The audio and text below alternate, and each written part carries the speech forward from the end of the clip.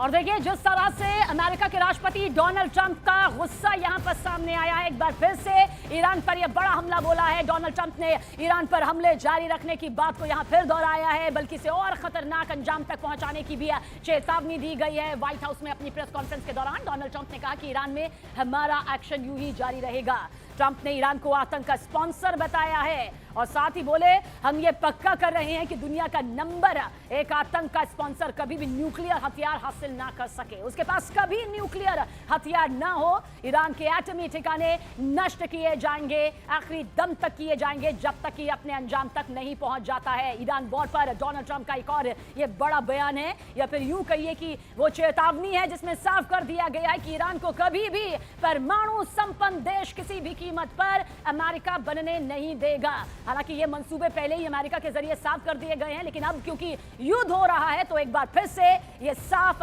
न सिर्फ इशारा, चेतावनी। Ensuring that the world's #1 sponsor of terror can never obtain a nuclear weapon. Never going to have a nuclear weapon. I said that from the beginning. They're never going to have a nuclear weapon. They were on the road to getting one legitimately through a deal that was signed foolishly by our country. And finally, we're ensuring that the Iranian regime cannot continue to arm, fund, and direct terrorist armies outside of their borders. और इस बीच America को बड़े झटके वाली खबर भी आप तक पहुंचा दे। इस जंग में शामिल अमेरिका के 6 सैनिकों की मौत हो गई है, जो जानकारी निकलकर सामने आ रही है। ईरान के हमलों में जख्मी अमेरिकी 3 सैनिकों की मौत हुई है और इससे पहले 3 अमेरिकी सैनिकों की भी मौत हो चुकी है, यानी कि कुल 6 अमेरिकी सैनिकों को अपनी जान इस युद्ध में यहां पर गंवानी पड़ी है। अमेरिकी सेंट्रल कमांड की ओर से जारी बयान में कहा गया कि यह अमेरिकी सेना के लिए एक बड़ा नुकसान है। इससे पहले अमेरिका के 3 सैनिकों की मौत हो चुकी है, जबकि कई अमेरिकी सैनिक गंभीर रूप से जख्मी भी हैं, क्योंकि ईरान भी लगातार अमेरिकी बेस पर निशाना साध रहा है, टारगेट कर वहां जोरदार धमाके कर रहा है, जिसके चलते कई अमेरिकी सैनिक देखिए जख्मी हुए हैं और साथ ही 6 अमेरिकी सैनिकों की मौत, जिसके बाद डोनाल्ड ट्रंप का गुस्सा और ज्यादा बौखलाहट और ज्यादा यहां पर सामने आई है और साफ तौर पर कई चेतावनियां यहां पर जारी कर दी गई है ट्रंप के जरिए। और आपको इस वक्त वॉर ब्रेकिंग के जरिए एक अहम खबर बता देते हैं। ईरान की इस्लामिक रिवोल्यूशनरी गार्ड कॉर्प्स ने होर्मुज, जिसका जिक्र बार बार किया जा रहा है, इस स्ट्रेट को लेकर बड़ी चेतावनी यहां पर देखिए, ये बहुत बड़ी चेतावनी है। दरअसल IRGC ने यह कहा है कि वो किसी भी ऐसे जहाज को आग के हवाले कर देगा जो होर्मुज स्ट्रेट के रास्ते से गुजरेगा। इस धमकी के बाद होर्मुज स्ट्रेट में जहाजों के गुजरने का प्रतिशत जो है वो 70 तक कम हो चुका है। 70%। करीब 150 तेल और गैस के टैंकर्स वहीं रुक गए हैं और अमेरिका ने दावा यहां की इस बीच अलग ही किया है। वो कह रहा है कि होर्मुज स्ट्रेट से सभी जहाज सुरक्षित गुजर रहे हैं। हालांकि 70% जो आवाजाही है वो इसी खौफजदा माहौल में फिलहाल फुल स्टॉप के दायरे में आ गई है, विराम के दायरे में आ गई है।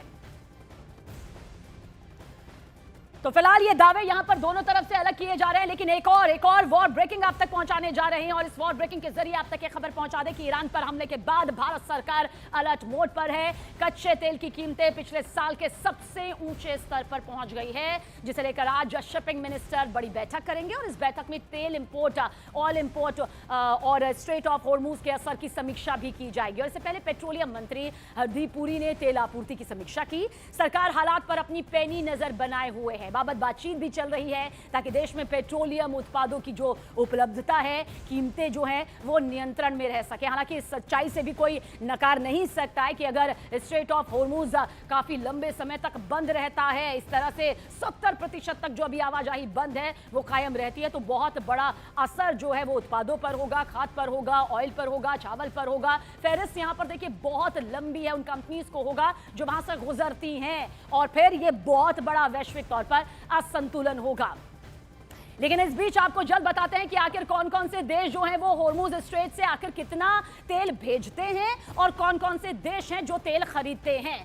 सबसे पहले सऊदी अरब का जिक्र कर लेते हैं। 53 लाख बैरल तेल प्रतिदिन ये यहां पर भेजता है और इराक का जिक्र करें तो 32 लाख बैरल तेल प्रतिदिन ये भेजता है। वहीं पर UAE का प्रतिशत यहां पर 18 आता है, 18 लाख बैरल तेल प्रतिदिन ये भेजता है और ईरान जो है वो 15 लाख बैरल तेल प्रतिदिन यहां पर बेचता है। हम रोजाना का जिक्र कर रहे हैं। अब तेल खरीदने वाले देशों की फहरिस्त भी इस वक्त आपके सामने मौजूद है। सबसे पहले हम यहां पर अगर चीन का जिक्र करते हैं तो ये फिर सामने आ जाता है 54 बैरल तेल प्रतिदिन ये यहां से खरीदता है। और भारत का जिक्र करते हैं तो ये फिर 21 बैरल तेल प्रतिदिन जो है वो खरीदने वालों में शुमार है। दक्षिण कोरिया 17 और जापान 16 ये वो है जो प्रतिदिन इतने लाख जो बैरल है वो सामने आता है, एक भेजने वाले देश के तौर पर, एक खरीदने वाले देश के तौर पर। यानी बताने के लिए काफी है कि स्ट्रेट ऑफ होर्मुज किस तरह से अगर अपने नियंत्रण से बाहर यहां पर होता है तो ये यकीनन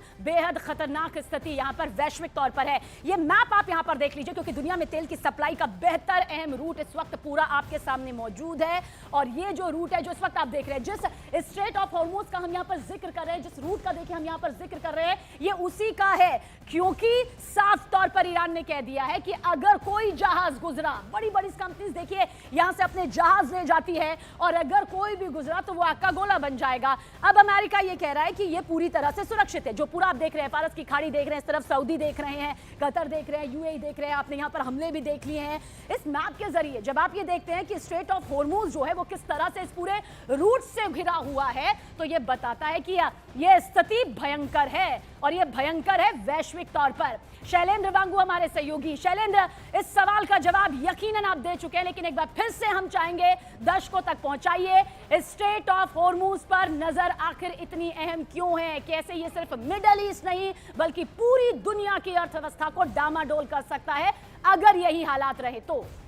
बिल्कुल सबीना, देखिए सबसे अहम बात यह है कि पूरी दुनिया का जो ग्लोबल कंजप्शन है ऑयल का, उसका 20% का जो सप्लाई है वो स्ट्रेट ऑफ होर्मुज से होता है। यानी 20% जो दुनिया भर का तो जो ऑयल कंजम्पशन है वो इसी स्ट्रेट ऑफ होर्मुज से होकर गुजरता है। लेकिन अब ईरान ने ये साफ कर दिया है कि जैसे उस पर हमला हुआ उसके सुप्रीम लीडर मारे गए, जिसके बाद ईरान ने साफ कर दिया कि एक भी बूंद तेल की इस रीजन से वो निकलने नहीं देंगे। तो इसलिए उन्होंने लगातार थ्रेट कर दिया है कि जो भी शिप वहां से गुजरने की कोशिश करेगी उसे आग में तब्दील कर दिया जाएगा। और हालांकि हमने ये भी देखा है कि पिछले दिनों में 7 ऐसे शिप्स को टारगेट भी किया गया है। तो फिलहाल अगर हम कहें कि स्ट्रेट ऑफ होर्मुज में क्या ईरानियन प्रेजेंस है, ईरानियन प्रेजेंस उस तरह से नहीं है क्योंकि ईरानियन नेवी इतनी बड़े पैमाने पर डिप्लॉयमेंट नहीं कर रही है वहां पे। लेकिन उन्होंने जिस तरह से धमकियां दी हैं कि वो ड्रोन्स के जरिए, मिसाइल के जरिए वो हर उस शिप को टारगेट करेंगे जो उनकी इजाजत के बिना वहां से गुजर रही है। तो इस डर के माहौल में अब जो लोग हैं, जो कंट्रीज हैं, जो कंपनीज हैं, वो स्ट्रेट ऑफ होर्मुज को अवॉइड करते हुए अफ्रीका से होते हुए